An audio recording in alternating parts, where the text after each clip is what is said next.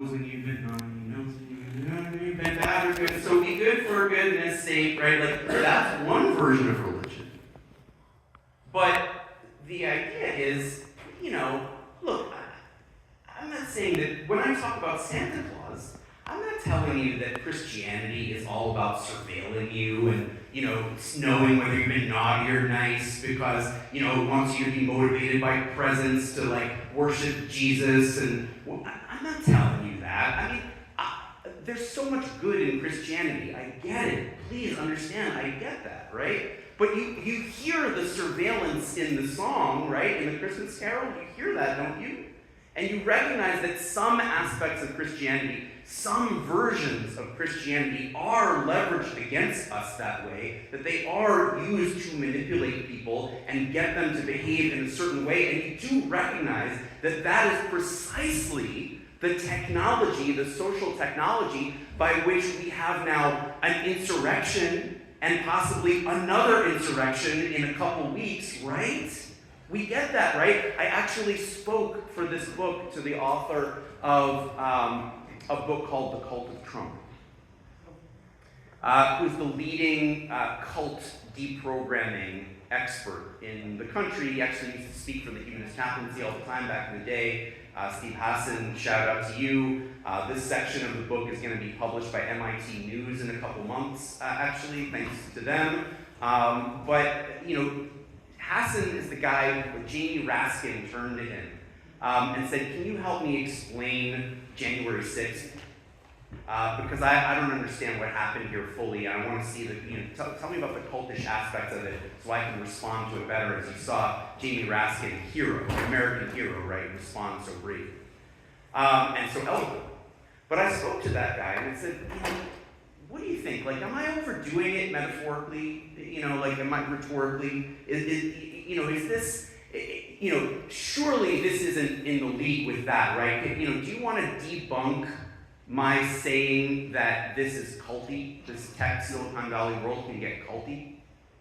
And he looked at it with me and he put it this way. He's something called the cult influence continuum, where he says everything's on a continuum. And we, give us permission to publish that in the book to say, not all the time, but sometimes some of this really expensive, multi-billion, now multi-trillion-dollar surveillance tech. Because what is AI? AI needs to surveil us too, right? If we don't label things with, for AI, enabling it to surveil us, it doesn't work, right? And he says, it can be a little culty, yeah. There, just as a reminder, AI is really just fancy pattern matching. It's not anything like sentience. Yeah. And there's even something there about how we talk about it, right? The way we've been propagandized to shift from language learning model to AI, to shift from machine learning to AI. So I want to remind everybody that there is going to be an opportunity for people in the audience to ask Q&A. So I want people to start thinking about your questions. If you're someone who gets a little bit anxious, it's okay to write your question down. You can use your technology if you have your phone. For sure. I want to particularly encourage the young people in the audience to feel comfortable asking a question. And I guess I have to ask a craft question, because actually, if it was up to me, I would just sit and talk craft with people all the time. Sure. So I could see that some of the book comes from interviews that you had been doing for other venues.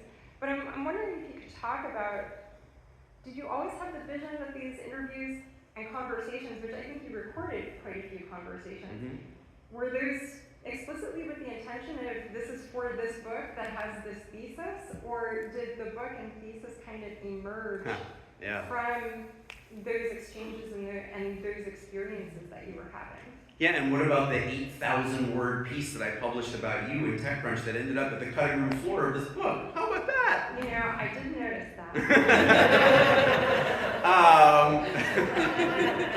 Not gonna lie, I was in the acknowledgement. All right. So, it just goes to show you, I actually because of because a lot of it was interviews, I think in about a year and a half, I think I published like 150,000 words in TechCrunch. And that, by the way, thank you to my chaplaincy organization, that started when I went on sabbatical. Rather than having us move to Princeton or wherever, you know. Jackie made up a song about Princeton to console me when I thought that there was no way that anybody was going to want to keep me around. I just want to offer a correction that we're getting from the audience, which is that's true. It's about Montclair. You're factual here.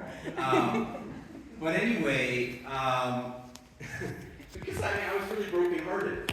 What the hell was I going to say? So, okay, so they gave me a sabbatical. And, you know, humanist chaplains don't make a ton of money, but you know, they were like, well, you could have 6 months at what we pay you, or 12 months at half of what we pay you. And I was like, oh, I'll take the 12 months. I need to process.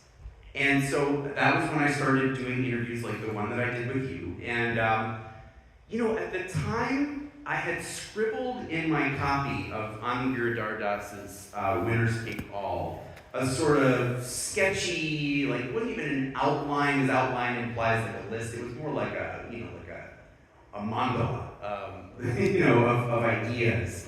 Where, okay, you know, tech is like religion in that way. Oh, okay, yeah, it has heaven, yeah, it does seem to have a hell. It seems to have gods, okay, hierarchies, ritual, ooh, yeah, and then of course unlike some of these religions that I deal with at Harvard that are, you know, they're not my religion, but they're very peaceful. This one could have an apocalypse. And so, you know, I had that, and then I ended up speaking to like a couple hundred people in this sort of the way that I spoke with you for this book.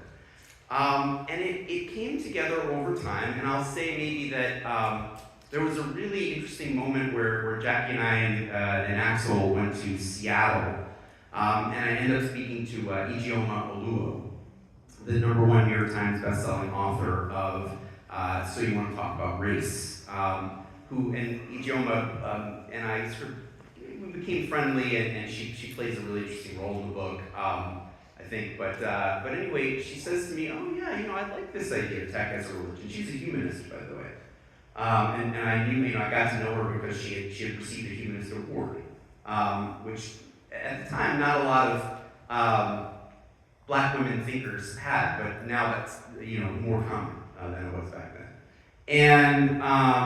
And so she says, yeah, you know, it is, and it has a kind of theology, and I said, what is the theology, Jim? And she said, it's utopia for white men. And that unlocked a certain idea